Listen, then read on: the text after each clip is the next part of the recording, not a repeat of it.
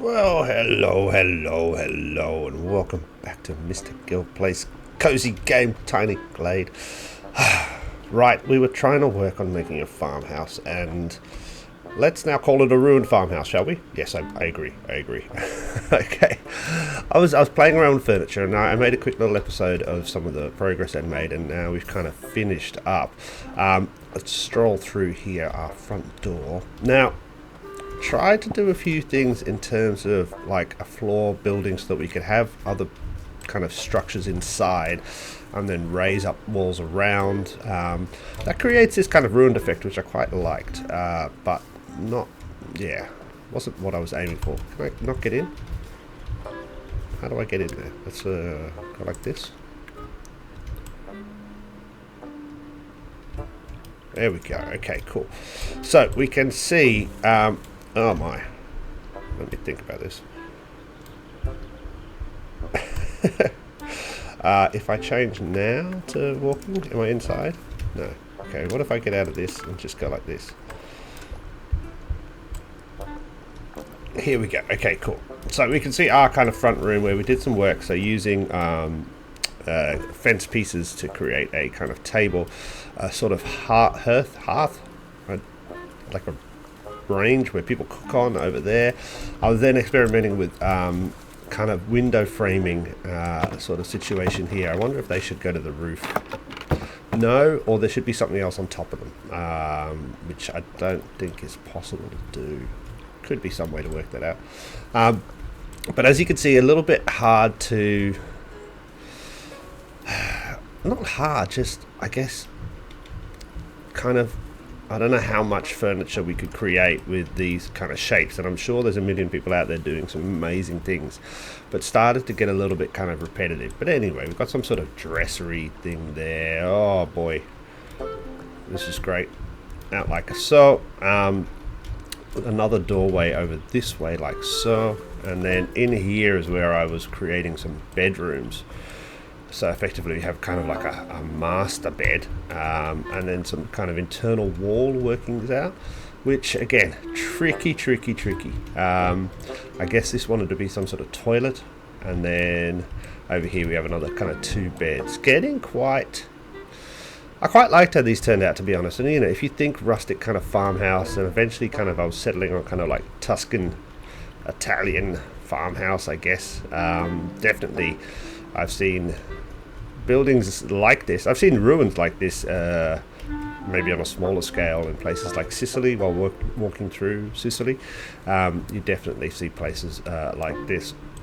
So the furniture as a whole, the idea worked to create these kind of bed situations, but it just, because then, you know, as you can see, you get the wall, and then you have to, you know, you can't have a base, so your kind of base layer has to be there. You can't raise that up, so you can't put anything on the second floor. I was going to think about putting stuff up here, but that really doesn't work, because then it'd be visible down below on the first floor. But as a farmhouse in our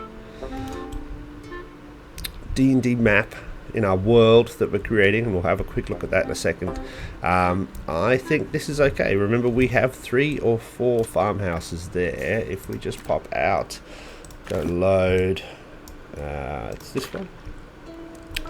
So this is our D&D adventure map. We have 1, 2, 3 farmhouses as far as I can remember. Yes, 3 farmhouses to kind of represent.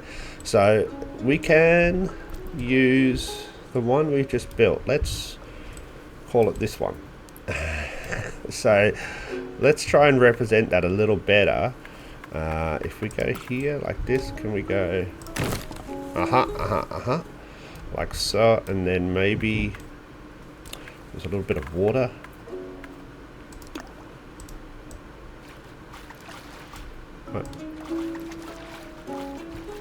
There we go, a little bit of water there, and I guess that's all right. Actually, that's pretty representative, but we'll stick a little flag so that we know which one this was.